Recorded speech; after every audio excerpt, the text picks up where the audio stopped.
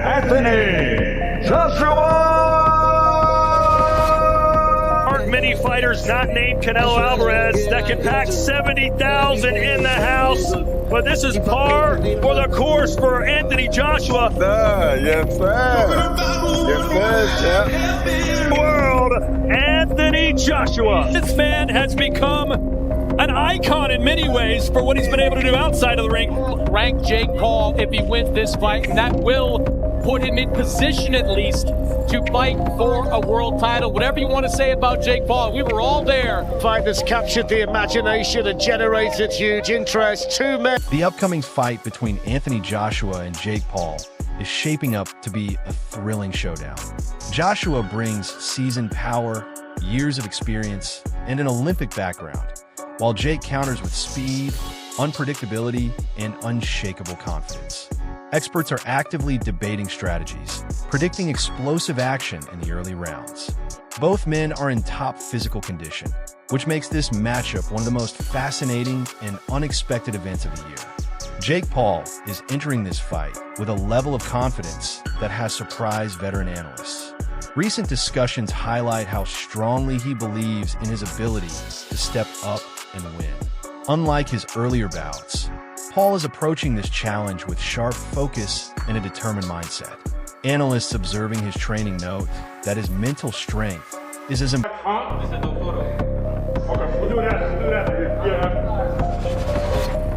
But this is what we signed up for, and he's very tall, but that means I can use my speed and my Important as his physical preparation. His confidence suggests he understands the magnitude of facing a former heavyweight champion and sees it as a chance to prove himself on a global stage. A more cautious viewpoint comes from analysts who believe this fight may be a dangerous step for Jake.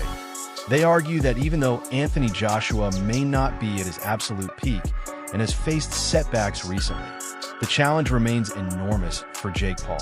Flores stresses that Joshua's experience, size, and technical ability create a level of difficulty that Jake has not yet faced. He warns that the timing of this fight could put Jake at serious risk, suggesting that a slower progression might have been safer for his long-term development. Joey Knight offers a counter-argument to those who doubt Jake Paul's legitimacy as a boxer. He points out that Paul has real punching power and is capable of meaningful competition. Knight emphasizes that the young fighter's ability to perform against professionals proves he is not just a social media act. His skills and strength give him a genuine chance to compete with Joshua.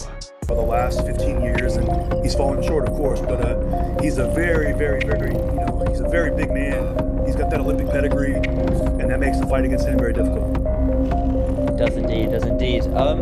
What do you think is the upside? There's always an upside for this fight against Jake. I guess if I play sort of the viewer's perspective, what people are saying on Twitter, they're saying it's a win-win for Jake. You fight a two-time former heavyweight world champion Anthony Joshua.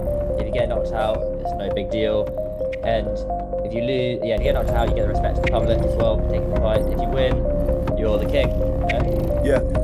The upside is, I think, I don't know, like, everyone's like, oh, I respect Jake. I was like, it's just crazy that you would have to fight, former world heavyweight champion, 6'6", 240-pound gold medalist.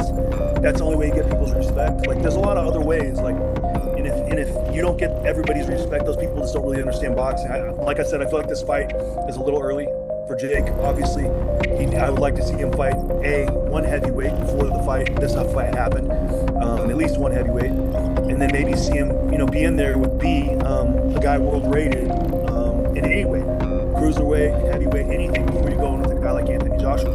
It's just a massive difference in the size and the power and win and everything. But I guess, if the objective is to make people talk and make people say, oh man, he's crazy, then he's getting exactly that. He's getting what he wants. So to me, it doesn't make sense.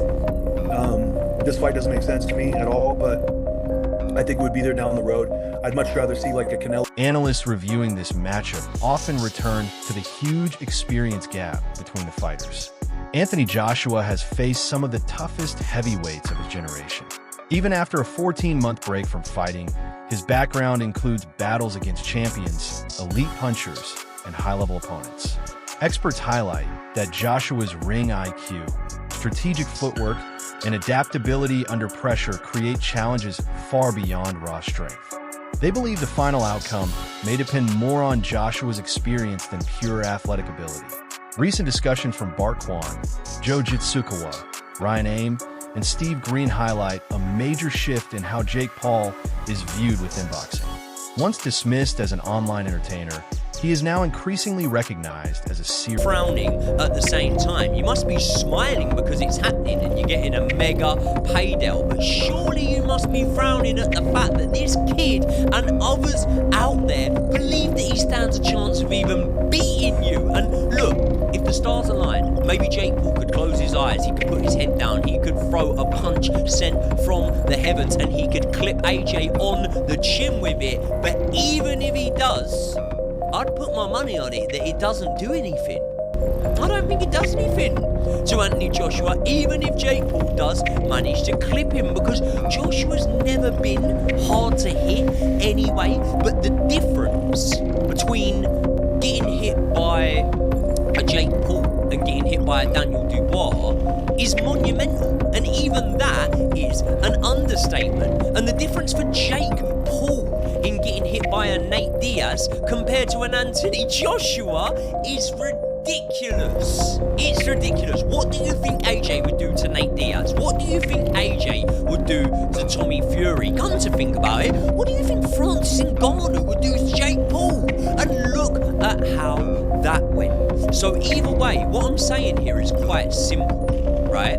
Jake's style is very, very easy for Anthony Joshua to navigate, and that is even if the skill set between the two were on par.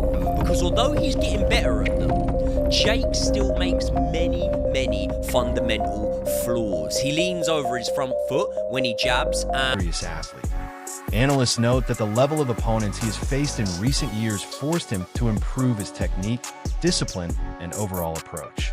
Fans, trainers, and commentators are acknowledging his capability to compete at a meaningful level, not just provide entertainment. This evolving perception increases the importance of his upcoming fights. Each matchup is now not only a test of his skill, but also a measure of his growing legitimacy as a professional boxer. Television analysts Jason Cundy and Jamie O'Hara have discussed how unpredictable this fight could be. They suggest that Joshua might adopt a more controlled strategy, possibly advised by his team to avoid unnecessary risks. If Joshua reduces his usual intensity, the fight could look very different from a typical heavyweight contest, potentially giving Jake Paul moments to capitalize on. This uncertainty adds both excitement and danger to the matchup. Every competitive fight that AJ is in from now until the end of his career, and has been in for the last few years, I believe has taken something out of him. Every time he's in a competitive fight, even when he's won, and I'm not saying taken out of him to the extent where he's no longer a good fighter, no longer can do anything, but every single one has taken one out of him. So let's say, for example, you go down the Tony Yoka route and you can sell it as the 2 Olympic gold medalists and whatever. It's a lose-lose, mate. You're expected to knock him out. If you don't, then you go the distance. I think that's going to take something out of you. I actually think that this could be better prep for a Tyson Fury fight. Not just mentally as well, because he smokes him and it looks great, and then he's confident. This is what I'm saying, right? Not just from a stylistic boxing standpoint, but from the mental standpoint of the fact that if you go in there and you smoke Jake Paul, straight away, all of a sudden, it's headline news, it's massive, and as well as that, you're coming in off the back of something that's impressive, right? We all felt... Adam Catterall expressed concern over the decision to make this a fully sanctioned fight instead of an exhibition. He explains that without exhibition rules, Jake Paul is exposed to much greater danger because Joshua's power and experience far exceed anything Paul has faced. Catterall points out that exhibitions offer a degree of safety, allowing fighters to showcase skills without going full force.